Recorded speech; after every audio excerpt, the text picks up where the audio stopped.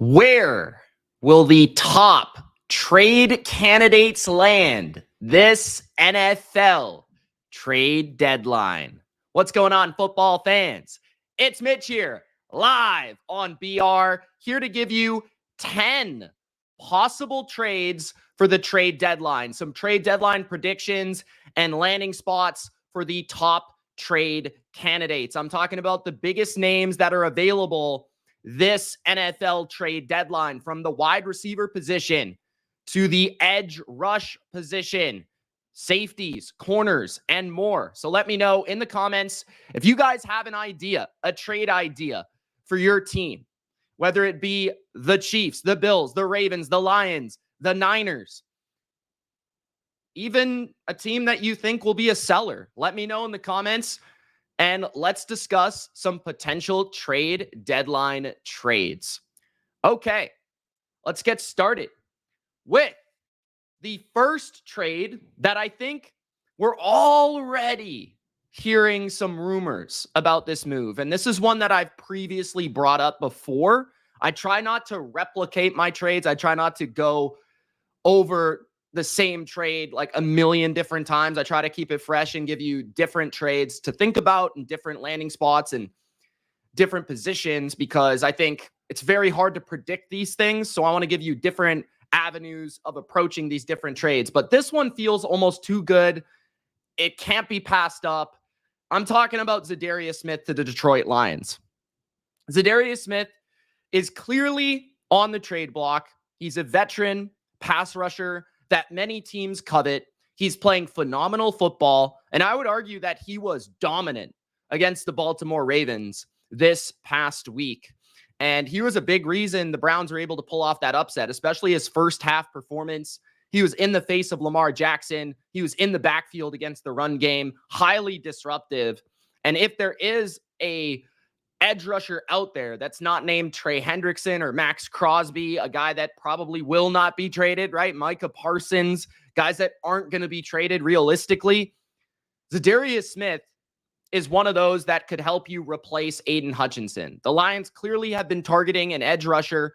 They've been looking for somebody to provide some pressure on the quarterback. And Za'Darius Smith makes the most sense to me. He's still putting up great sack numbers this season. He's somebody that has been a part of arguably the best defense in the NFL over the past year and a half in Cleveland. He's played in multiple locations, including two teams in the division, the NFC North. He's played for the Packers. He's played to great success, by the way, and the Vikings. He's shown success with the Vikings, with the Browns, with the Packers, with the Ravens. And in terms of the fit, I think he's a very well-rounded player. He may not be Aiden Hutchinson. He may not have that work rate of Aiden Hutchinson, that well-rounded ability to create pressure from all angles, especially with power. But Smith, I think what he does bring to the Lions that's maybe a little bit unique, I think he has a little bit of a quickness to him, a slipperiness to him that makes him very nice inside Detroit's blitzing schemes, their pressure packages. Being that Detroit has definitely ramped up their blitz rate since losing Aiden Hutchinson, I think Za'Darius Smith would be somebody that would definitely benefit.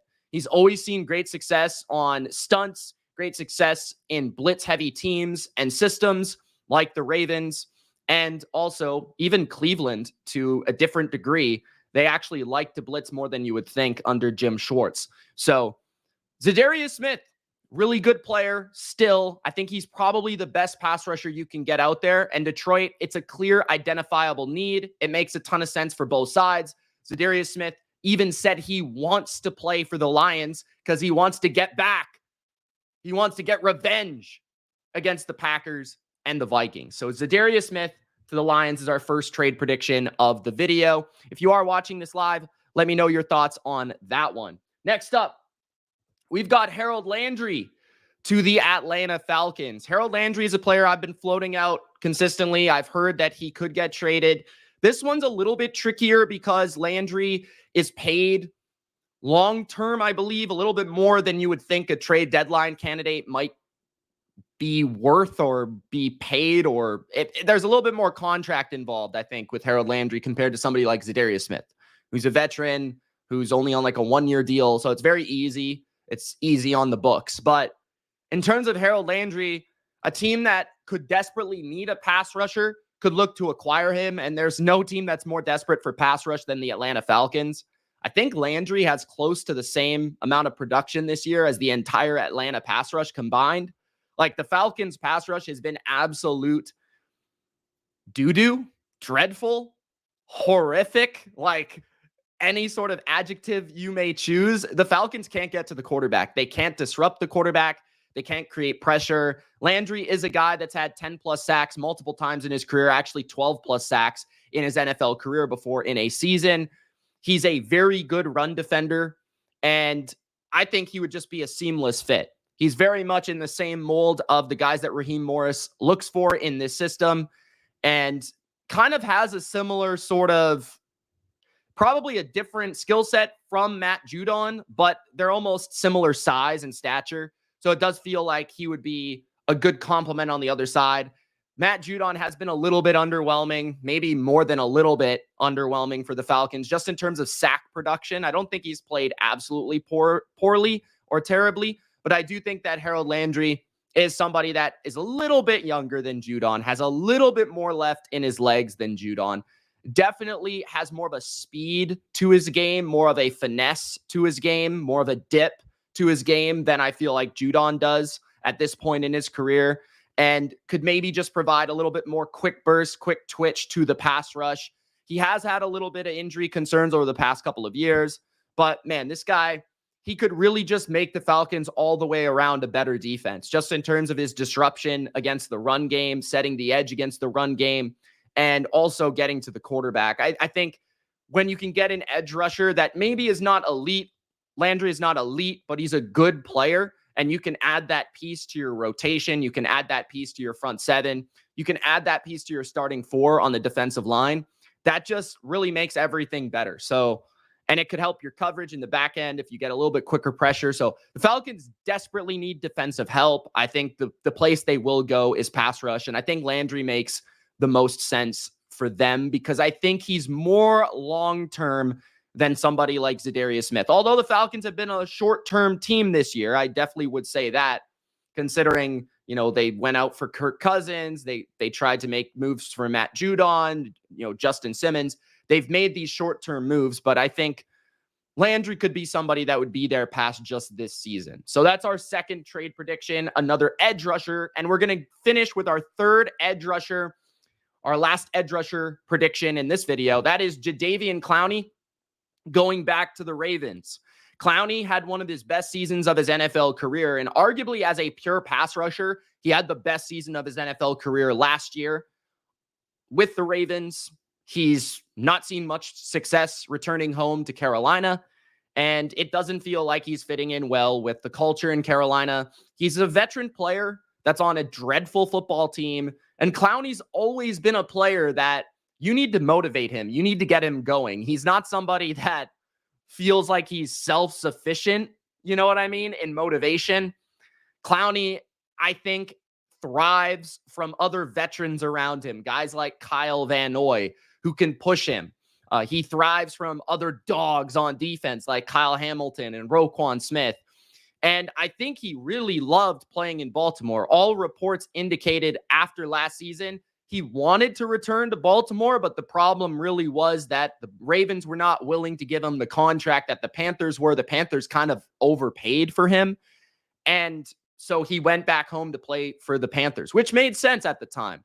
But now what makes sense is for Carolina to continue to work on their rebuild. Obviously, Bryce Young has not really worked out. They're still rebuilding. They're going to need to find a new quarterback for the future. And Clowney is not somebody that's going to be a part of that. He's not somebody that's going to be there for the long term. But what he can bring to Baltimore is he can bring exactly what you know already. I mean, he's really, really good in this Baltimore system because he's not a classic traditional pin your ears back rusher. He's very good with power, speed to power. He's still got great ability to track down quarterbacks in space. He's still always nasty against the run game, and the Ravens are elite against the run. But he is going to be a piece that can complement Owe and Van Noy in that rotation, add a little bit of, I feel, just like power and speed to that pass rush. and a guy that you can maybe add that third rusher into your mix as a guy that can get pressure from the inside on stunts, can track down quarterbacks and contain, and just bring that similar production from last year. It wasn't like he was always just getting to the quarterback straight up, but Mike Macdonald was very savvy with how he used him. Now, Mike Macdonald's in Seattle now, but I feel like it's pretty much the same system in Baltimore. It hasn't exactly worked out the same way. Possibly it's because their pass rush hasn't been as good. You really look at the secondary and you say, like, we still got pieces there, like Kyle Hamilton, Marcus Williams, Marlon Humphrey, although hurt right now. Brandon Stevens maybe not playing his best, but it feels like Baltimore still has enough pieces in the secondary. I think where they're really struggling is by getting pressure at the quarterback, and somebody like Clowney that's been in this system before can help a team that's looking for a Super Bowl championship right away. So Clowney to the Ravens makes a ton of sense because of the fit and familiarity. Now, moving across the defensive line, we're going to go to the interior. One name that I think does make sense to get traded is Calais Campbell. And there is one team with great ties to the Miami Dolphins that probably could use a defensive tackle, and that guy is Calais Campbell. Calais Campbell to San Francisco makes a lot of sense. Calais Campbell, I feel, still playing at an extremely high level. I don't think a lot of people have been watching Miami to the same degree they've been watching Miami over the past couple of years. But even in Baltimore and Atlanta over the past couple of years, like, Calais Campbell has been still unbelievably good for his age. And I think what Campbell would bring is a cheap replacement for Javon Hargrave. I don't necessarily think Campbell would be an absolute monster nose tackle against the run, because I don't necessarily think his strength at this point is necessarily just his brute force, but he's a veteran that's still getting after the quarterback at an extremely high rate. So I think replacing Javon Hargrave and adding an interior pass rusher that can play, in all situations on all three downs, but has that big kind of Eric Armstead-like frame that the Niners had previously in their defense. Calais Campbell was kind of Eric Armstead before Eric Armstead was a thing in the NFL. And so he could play across the defensive line, whether it be edge in his past. He's played inside. He's played, in every defense known to man. I mean, pretty much across the NFL. He's played in every system, every scheme, and he fits everywhere, and he plays well everywhere. And he's been extremely good for the Dolphins. He's been putting up pass rush metrics that are in the same categories as Chris Jones and like Dexter Lawrence, like the best D tackles in the league. So yeah, I mean, if the Niners are going to go after somebody for the short term to upgrade their pass rush, to replace Javon Hargrave, I do think Calais Campbell would be great. And I think he would be able to rotate. He doesn't have to play on every snap, although he would probably be a starter alongside Malik Collins. I definitely think he would upgrade them while not having to play every single snap, because the Niners do like to play a deep rotation of defensive linemen. I also think that the Niners could go after an edge rusher, somebody like Azeez Ojulari, who I wanted to bring up in this video. He isn't the biggest name, but he's been playing phenomenal football for the Giants. I honestly wouldn't be shocked if the Niners actually added 2 defensive linemen, an edge rusher, a third edge rusher, somebody like Ojulari, and then a third or second D tackle, somebody like Calais Campbell, to help them in their pass rush. I think the Niners secondary has actually been not the problem. Their secondary, their corner position is actually really strong this year, stronger than last year. I think their biggest issue, and once they get Dre Greenlaw back, I think their coverage will be excellent. Their biggest issue this year has been a combination of, at times, the run game, but mostly I think their pass rush complementing Nick Bosa has been a little underwhelming. So if they could get somebody on the inside that could complement Nick Bosa and Leonard Floyd, I think that would take their defense to the next level. I think Calais Campbell could help them do that. Plus, he's a guy really striving, hungry for a championship. He's never seen anything close to that in his career. So Calais Campbell to the Niners, if they want to make one more run at this NFC, I think that's a guy to go after. The next trade, we're going to move to the secondary and now back to the AFC. Tyrann Mathieu is a name that I think should be traded. I don't know if he will be traded, but I've heard maybe a little bit. I've read some things that maybe he could be traded. So I'm going to throw his name out there to the Buffalo Bills. I think the Bills could use a safety. We've heard that Mike Edwards is not happy. He actually wants to get traded from the Bills. So that would take somebody out of their rotation, out of their depth chart at that safety position. And it would make sense to upgrade that spot. I think they expected Mike Edwards to be a big time baller for them, and he hasn't been that. They don't really have anybody that necessarily is a stud back at safety, although they've been solid. Taylor Rapp is a pretty good player. I think DeMar Hamlin leaves something to be desired. I think he's better as a third or fourth safety than he is as a starter, in my opinion. So you throw Tyrann Mathieu in there, and what he actually brings is kind of like a Micah Hyde type presence, right? Like, he's a veteran. He's got very good communication, leadership skills. He's a ball hawk. He sees the field very well. He pursues the football very well. I think he still plays with energy, with hunger. There's been times where that's been questioned. Physicality has been questioned at times. But I think if you keep him, he's always been at his best closer to the line of scrimmage. But I feel like in the Bills system, they use their safeties in so many different ways. Their safeties are so crucial to what they do. And he's great at just taking away the middle of the field. He's great at robbing the middle of the field. He's great at kind of just teasing quarterbacks into bad throws. And I think Mathieu would be somebody on Buffalo that would give them that last final piece in their secondary, just a veteran ball hawk and a guy that could get everybody lined up in the right spot.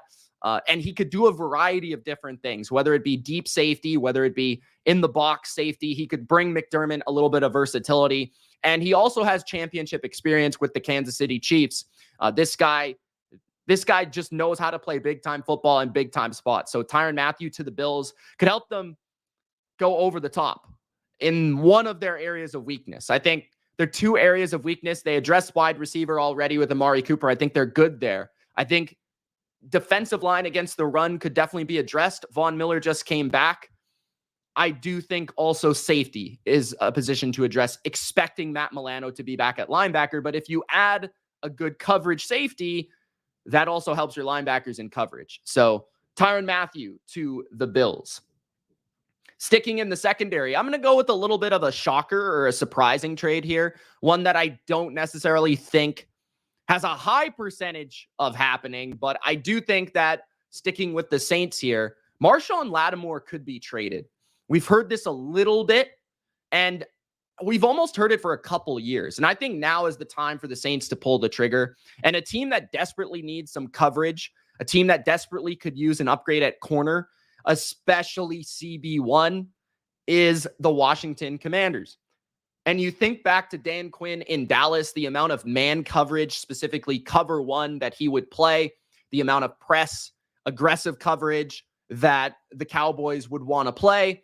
And Marshawn Lattimore does fit that mold, in my opinion. He would give Dan Quinn's defense a legitimate CB1.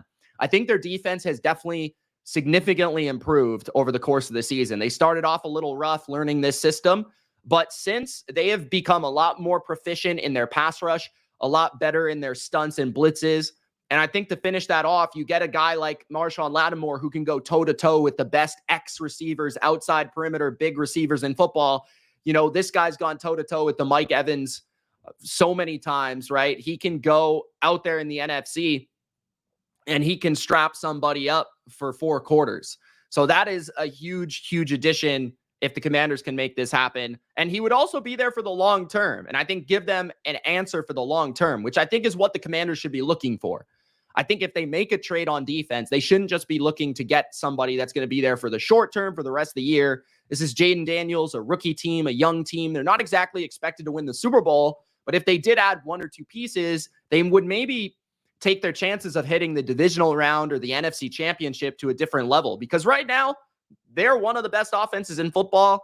Daniels is playing hot out there, and the defense is definitely improving. So you add a piece that can help them hit that next level, like Marshawn Lattimore, who has shown history of being a lockdown corner, and I think at his best still is a lockdown corner. It's just that he's had injury issues. I think the desire to play right now in New Orleans is at an all-time low. So I think a move for him would also help his motivation. So Marshawn Lattimore to the Commanders gives Dan Quinn the corner that he desperately lacks. Sticking in the secondary, we've got Kendall Fuller to the Green Bay Packers. I haven't heard Kendall Fuller's name too frequently in trade discussions, but it would make sense. He was signed to the Dolphins on a 2-year contract. I believe the second year can be voided as well. And Kendall Fuller is like the classic good CB2. Washington Commander fans would let you know that. He was in Washington for years. He signed with Miami this offseason to help put them over the top in the secondary and replace Xavier Howard, because they were going to make more of a move to zone coverages, things like that. Fuller has always found success in systems similar to the Packers now, which run kind of a Niners style of defense. Fuller also has great versatility, which would bring a different layer to the Packers' cornerback depth chart. It feels like they're struggling to find the right three to throw on the field. But with Fuller, you're never truly wrong, because he can play in the nickel spot and he can also play on the perimeter. In both different teams he's played for, the Commanders and the Chiefs and the Dolphins, he's been able to play inside and out. I think mostly in Miami he's played perimeter corner, but he's always been a very good player, specifically one of the best zone cover corners in football. And with Alexander on the outside, you need a CB2. You need somebody that can complement him. It doesn't feel like they really have that guy right now. Their CB2 and CB3 have been one of the worst combos in football. And really, when you look at the Packers, I mean, this team out of the NFC could win this conference, but their one biggest weakness is that depth chart at the cornerback position. If they could just have a good, solid cornerback 2 that could complement Alexander on the other side, this would take this defense from good to potentially very, very good to great, right? So get a versatile, veteran, very smart, high IQ corner like Kendall Fuller and take your defense to the next level in Green Bay. Now let's move to the offensive line. We got 3 final trades. They're all on offense. A lot of defensive names, I think, will be available at the trade deadline. I think offense will be harder to find. There's always going to be veteran receivers out there. But because the offensive line is so hard to trade for, man, I think that truly it's kind of difficult to determine if anyone's going to move off of offensive linemen. But I do think a team that could make an aggressive trade for an offensive lineman, whether it be in their own division, Brandon Scherf, or Daniel Brunskill or something like that, Houston needs to make a move on the offensive line. Like, if there's a team that needs to make a move, that is a buyer, that is, in theory, a contender if they make 1 or 2 moves, it's the Texans. And I think an aggressive move they could make is bringing in one of the best left guards in the NFL. That's Joel Bitonio of the Cleveland Browns. The Browns should be sellers at the deadline. I know that Jameis has provided a spark, and he's just provided a spark for me to watch the Cleveland Browns because that guy is hilarious and also extremely entertaining. But Bitonio has been one of the best guards in football for quite some time. Cleveland, it feels like they're going to have to pivot after this season with Deshaun Watson, the quarterback situation, the infrastructure and the build of the team. Bitonio is getting older. He's like 32 or 33 at this point, I think. And the Texans are not shy in bringing in veterans. They brought in Stephon Diggs. They brought in Joe Mixon. They brought in Danielle Hunter. They have Shaq Mason, right, at right guard. So bring in a left guard that could almost solve your biggest deficiency. I think when you look at the Texans' offensive line, they have a good left tackle, very good left tackle in Laramie Tunsil. They have a good right guard in Shaq Mason. Their right tackle, Howard, is inconsistent, but he's fine. Their center, I would say, is a weakness, but their left guard has been absolutely atrocious. And this was no bigger of a problem than against the Jets. The Jets straight up said, we're going to line up Quinnen Williams over your left guard. We're going to line up whoever we want at this left guard spot, whether it be Kenyon Green or your backup, and we're just going to whoop them for 4 quarters, and we're going to sack CJ Stroud consistently, time after time after time. Every single third down drop back, every single passing snap, we're going to just get after this left guard. That's basically what happened in that game.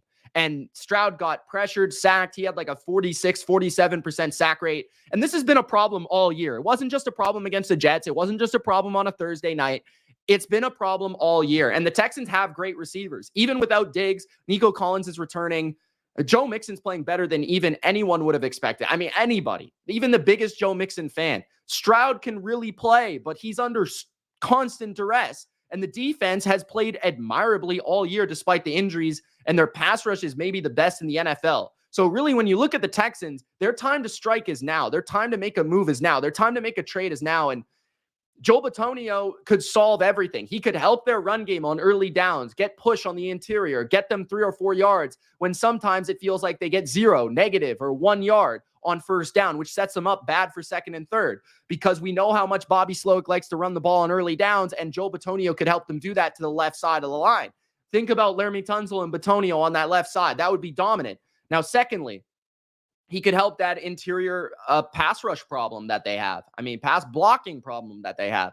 He could help CJ Stroud in terms of just allowing him to have more time to work and operate, allowing him to have a good pocket to step into. So for me, Bitonio would be just a home run for the Texans. Now, could they go after somebody else like Brandon Scherf in their own division? They might have to pay a little bit more than you would expect for him. He's a veteran, but he's a good player. I think he's playing right guard right now for the Jags, but I don't think it would really be an issue if one of him or Shaq Mason were to switch. Now, the problem might be that Shaq Mason, knowing him well from New England, has pretty much almost exclusively played right guard in his career. So I think Scherf might have played left guard at some point in his career, so maybe he could move over to the left. But regardless, the Texans need to make a trade on the offensive line, specifically at guard, maybe center, but specifically at guard.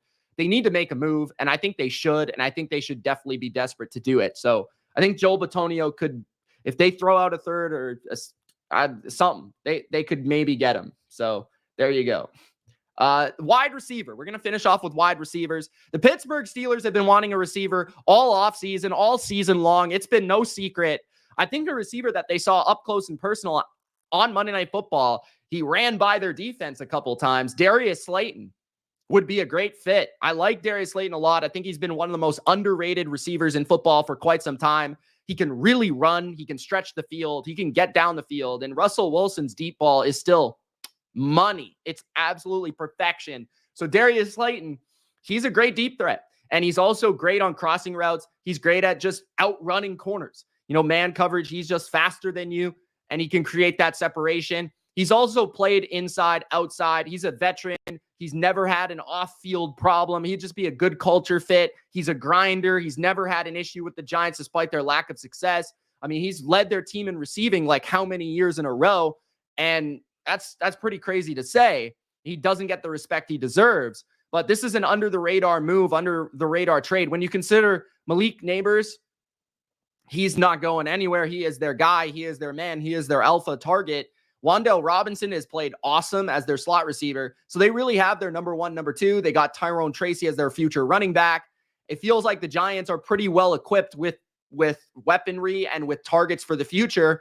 But it feels like a guy like Darius Slayton, who's been great for them in the past, maybe reward him by letting him go play on a good team. And Slayton, the thing I like about Pittsburgh, they like to play multi-tight end formations. Slayton is not a slot receiver. He could play anywhere. So that if you're going to play a lot of 12 personnel, he's still a guy that can line up out wide if you want him to. But if you go 11 personnel with 3 receivers on the field, he can go in the slot if you want. But you could also put Calvin Austin there. You could put Van Jefferson there. That would probably be better fits for those guys. And you'd be able to upgrade the outside perimeter spot on the opposite side of Pickens. So add some speed to this offense, add another deep threat for Russell Wilson. This is the type of receiver that I think Russ could use. So Slayton to the Steelers. And our final trade prediction of this video is going to be Mike Williams. Mike Williams back home, back to the Chargers.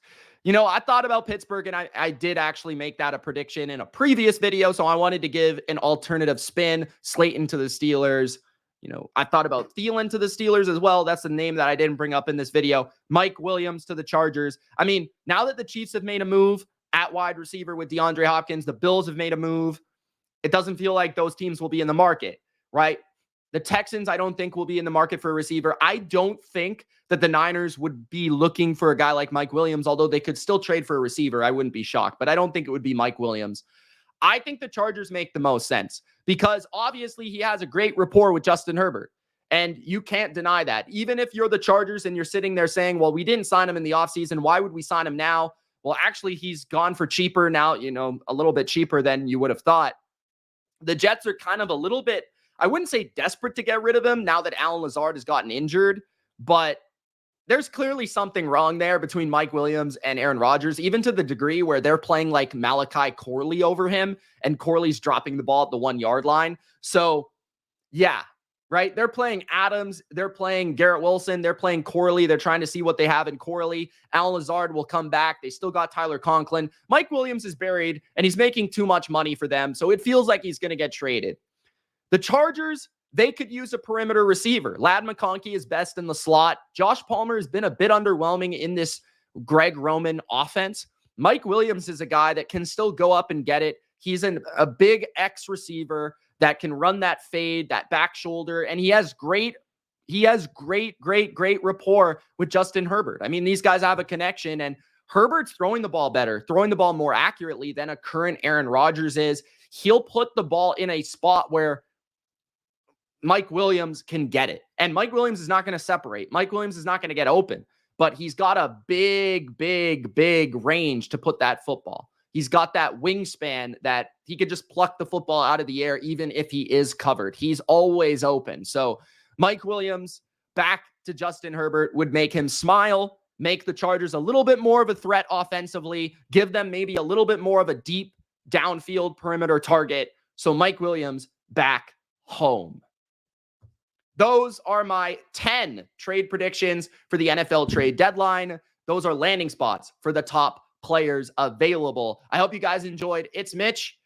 You can find me on the Bottom Line View on YouTube. And also don't forget to follow me here on the BR app. It's Mitch. We'll see you next time. Peace.